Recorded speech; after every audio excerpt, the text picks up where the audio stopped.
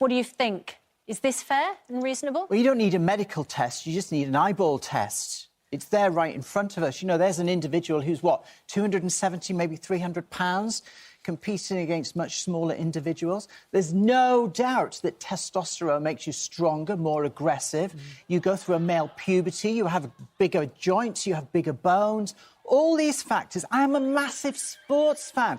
Obviously, I want good things for transgender people, but I just think it's the line that you cannot cross. You have to be respectful. First and foremost, I transitioned to be a woman. I respect women. That's what I am now, and I just think it is grossly unfair. You are stealing people's dreams. Wow. OK, well, that's very strong words, and that's how a lot of people feel about this.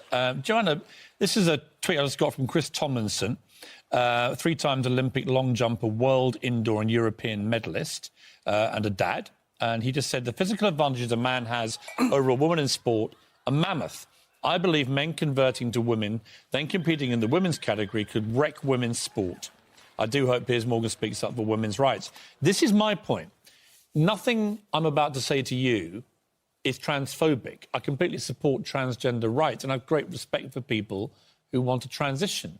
My issue is where transgender rights appear to be deemed more important to women's rights, even when they're clearly damaging women's rights. And I'll give you one example. If Usain Bolt decided tomorrow to transition to be a woman and compete in the Olympics in the women's 100-metre final, would that be fair? Not tomorrow. But after a year of hormone therapy, he'd be running 10, 12% slower, and he would only be approximately as fast as the fastest women's sprinters. He could run 50% slower, couldn't he, and still win? 50%? No, there's only a second difference between the fastest men and the fastest women. It's 10%.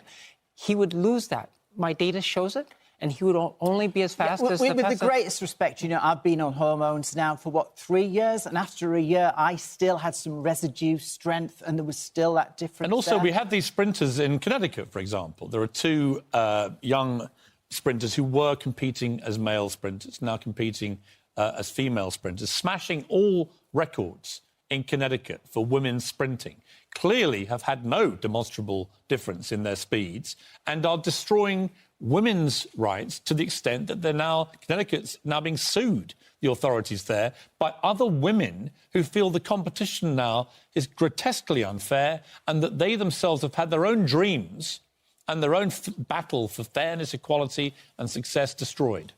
Connecticut doesn't require hormone therapy, and the trans girls were winning before they started on hormone therapy. Their lawyer says they're now on hormone therapy. They're no longer winning. Is it purely about hormones? Because, of course, the reason that men's sport and women's sport are separate in a number of cases is because of the development of muscle, strength, bigger size, bulk, weight, not testosterone at a certain point. It's the body mechanics. It's the development of that body over years. Even after hormone therapy, trans women will maintain some advantages. As you say, they're bigger, stronger.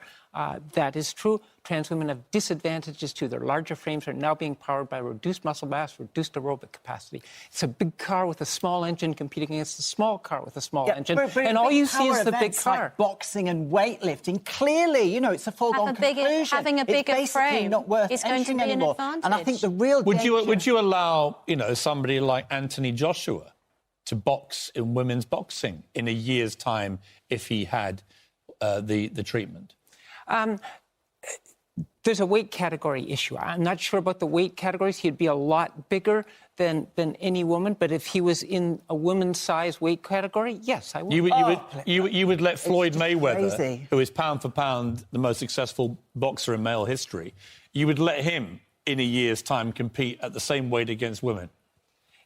Yeah, if there's a weight category. This is nonsense. I'm sorry. It's absolute How garbage. could you possibly countenance putting Floyd Mayweather, the most dangerous boxer, pound for pound, arguably in the history of boxing, into a ring with women born to female bodies? This is where the argument becomes utterly ridiculous. And it's not transphobic to say so, it's common sense. There's a fighter called Fallon Fox in the mixed martial arts world who is a big individual, gone into a fight, round 1, broke somebody's skull. So that was in 2014. Can you have something more recent?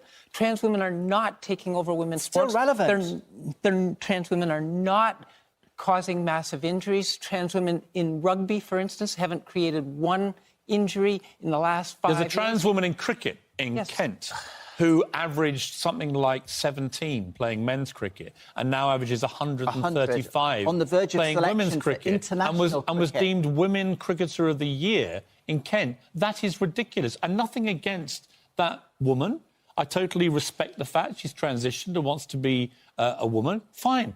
But you were competing against male cricketers at a certain level, and now your level, despite the treatment, has actually 10 times improved. How can that be fair? She hasn't said whether she's on treatment or not. I would presume that she's not because she hasn't said so.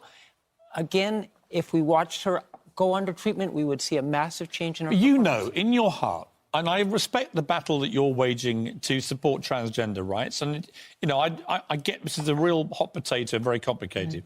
But honestly, when our viewers hear you say that Floyd Mayweather should be allowed to box against women of the same weight in a year's time if he just has a bit of testosterone treatment. And what I don't like about it is it's not just ridiculous and highly dangerous for women to even suggest that, but it makes a mockery to me of people like India who have actually gone through transitioning. And it creates makes transgenderism become a subject of open mockery. Joanna, And it you've been also through creates a transition as well. backlash, Yes, though, But because do you not people see that? get You must hear that from peeved other off transgender people like India. things like this happening. I think women justifiably do feel things like toilets. I went to the Old Vic recently, and it's absolutely ludicrous. The only gender as such that has a dedicated bathroom now is gender neutral. Men and women have had to give up their rights. But the real issue here is that this is going to be a gradual creep. The original rules for transgender athletes came in just prior to the 2004 Olympics. Then it used to be you had to have a full medical transition,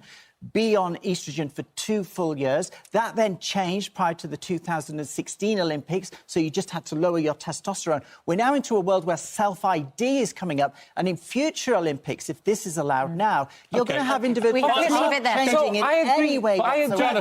Final I words agree. from We shouldn't allow trans women to go just under self-ID. Hormones make a big difference. I know that better than anyone.